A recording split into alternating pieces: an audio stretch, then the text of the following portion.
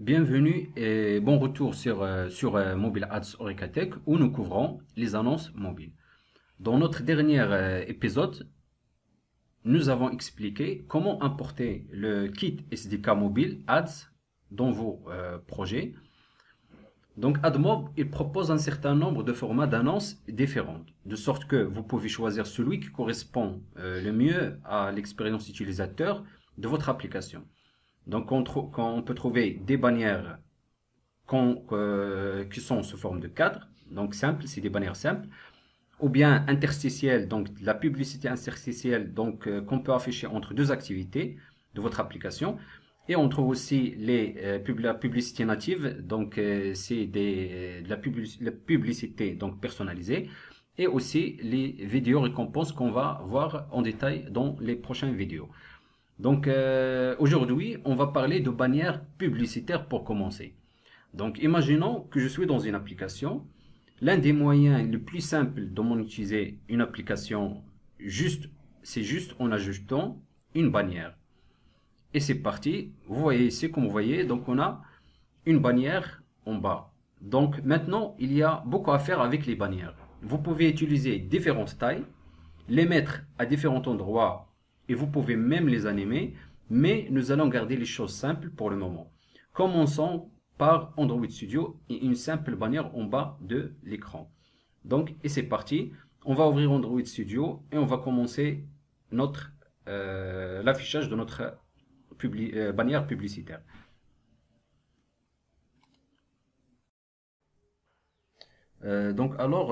Voici mon application dans Android Studio. Donc on voit ici, donc c'est juste un simple Hello World. Donc et je vais ajouter une bannière en bas et voici les étapes à suivre. Donc tout d'abord, il faut mettre à jour votre Android manifest.xml. Donc on va ouvrir notre fichier Android manifest.xml. Et bien pour bien comprendre le rôle de ce fichier, allez voir le tuto sur apprendre Android sur Oricatech et choisissez la vidéo sur le fichier manifest dans la playlist et vous trouverez la classe Java aussi, donc une vidéo sur la classe Java et une vidéo sur le fichier .xml. Donc je vous laisse la miniature dans la fin de suite de cette vidéo. Donc on va retourner à notre sujet. Donc il faut ajouter votre ID d'application dans le fichier Android manifest.xml en ajoutant la metadata. Donc on va y aller dans notre site, donc AdMob officiel. Donc et ici on va copier ce bout de code, donc copier ici. Vous venez dans votre AdMob et ici à l'intérieur de votre application, donc comme c'est noté ici, comme vous voyez, donc votre application. Donc à l'intérieur, donc vous mettez cette balise metadata. Donc ici, donc on va, donc si l'application ça se ferme ici, donc on fait comme ça et on fait un CTRL V. Donc on voit ici là, puisqu'on va utiliser un test, donc les ID de test, donc on va copier ce code, copier et on va le mettre ici. Donc l'ID, votre ID, CTRL V. Donc après, maintenant, il faut demander à votre application d'initialiser le kit SDK mobile Ads au lancement de l'application en appelant la méthode initialise. Donc on va pour cette ligne, donc on l'a fait la dernière fois, c'est juste pour tester, donc on va l'enlever. Donc on va à notre lien, ici on va récupérer ce bout de code pour initialiser, donc copier, et ici on va faire coller. Donc maintenant qu'on voit ici, donc il nous propose, vous faites un clic, il nous propose d'importer le package, donc vous faites CTRL ALT, donc le package mobile ads, et ici on va récupérer donc notre code, donc puisque on fait le test, et on le met ici, CTRL V.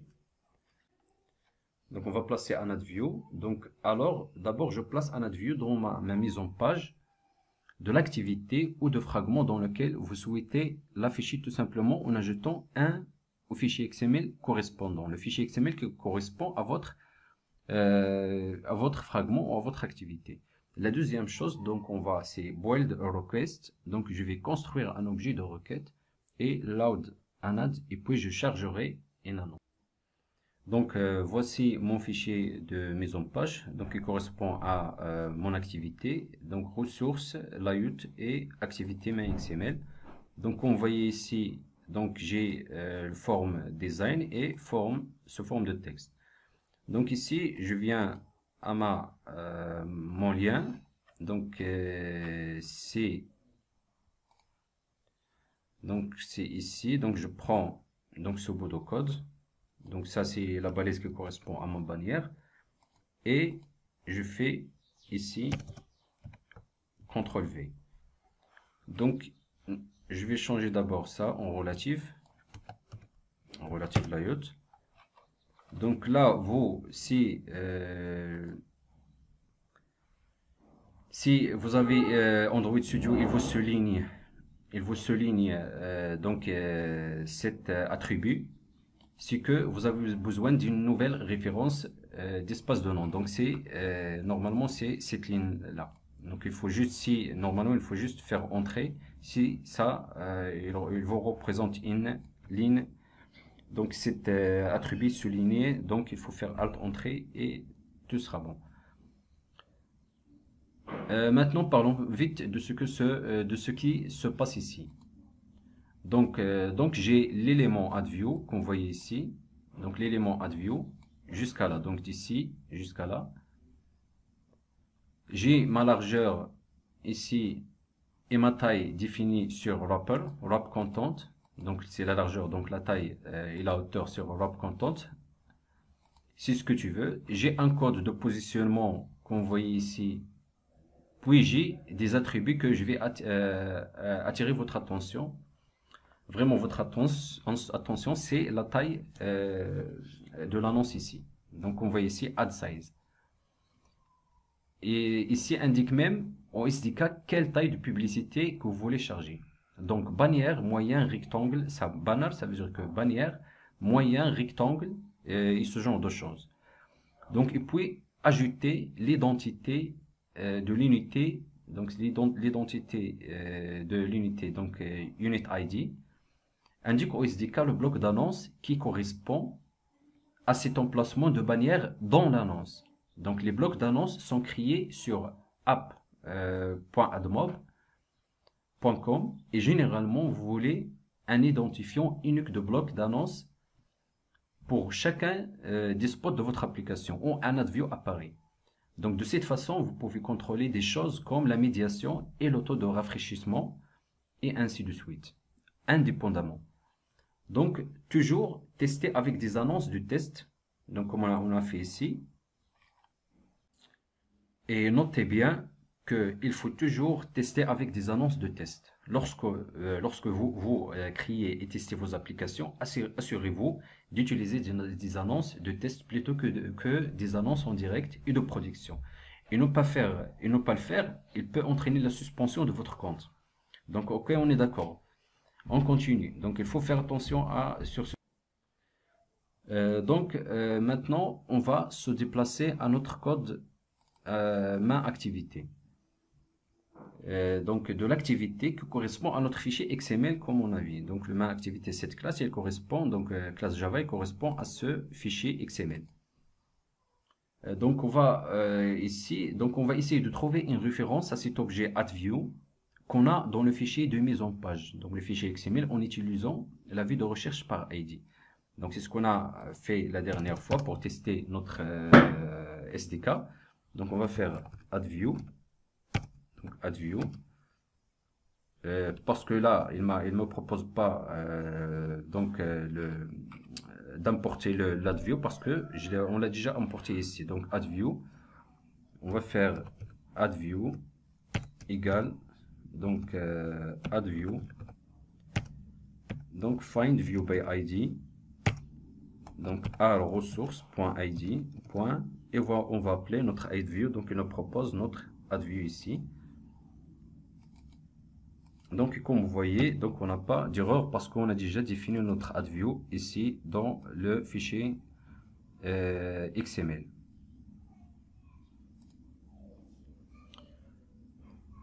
Maintenant, je vais passer donc la première étape ici. est faite. Donc maintenant, je vais passer à la création d'une demande. Le SDK donc, dispose donc d'une classe de génération pour les demandes d'annonce. Donc cela les rend vraiment faciles à construire. Donc je vais donc créer un nouveau et appeler sa méthode de construction. Donc ce qu'on va faire ici, donc je vais faire donc add request. Donc il me propose ici add request. Donc je vais faire entrée. Donc add request. Donc add request égale new add request. Et je vais faire ici point builder et point build point virgule. Donc on voit ici, donc premièrement, donc je vais faire ça en commentaire, comme ça vous arrivez à suivre. Donc ici ce que j'ai fait, c'est j'ai référencé, donc référencé mon objet add-view, et ici donc référencer l'objet add-view, donc ici objet, mon objet add-view, et ici on a créé une demande d'annonce, et on appelle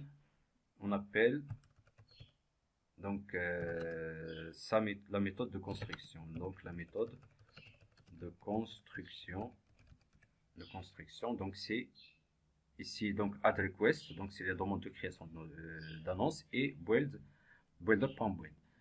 Ici, mais pour le moment, souvenez-vous que à chaque fois que vous chargez une annonce, vous aurez besoin d'un nouvel objet de demande d'annonce pour le faire.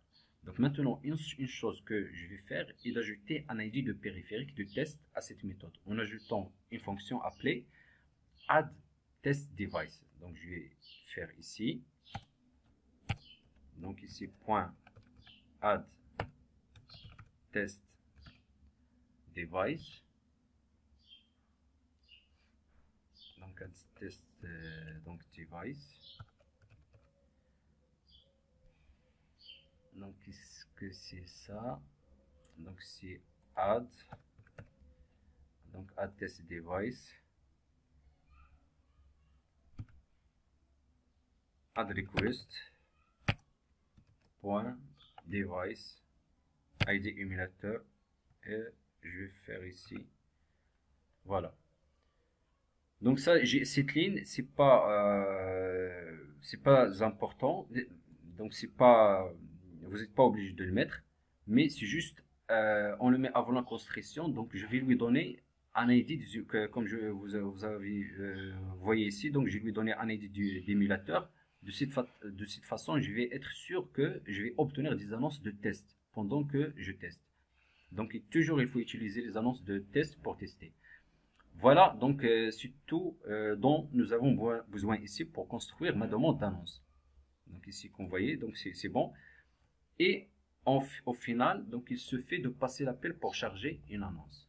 Donc ici on va, et depuis donc que j'ai mon objet de requête, donc je dois juste appeler la méthode load add de add-view. Donc ici je vais faire donc add-view, donc add-view, donc add-view point load, donc point load,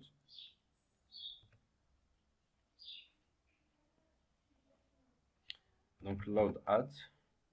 Donc c'est pour ça il me propose pas des points load add, et ici je vais appeler donc add request, ma demande d'annonce. Donc je vais charger ma demande d'annonce. Donc ce qu'on a fait ici, c'est placer un add view et créer une request et charger une annonce. Donc vous voyez ici donc ce que j'ai fait, donc ici donc add view, donc j'ai donc on a fait placer un ad view,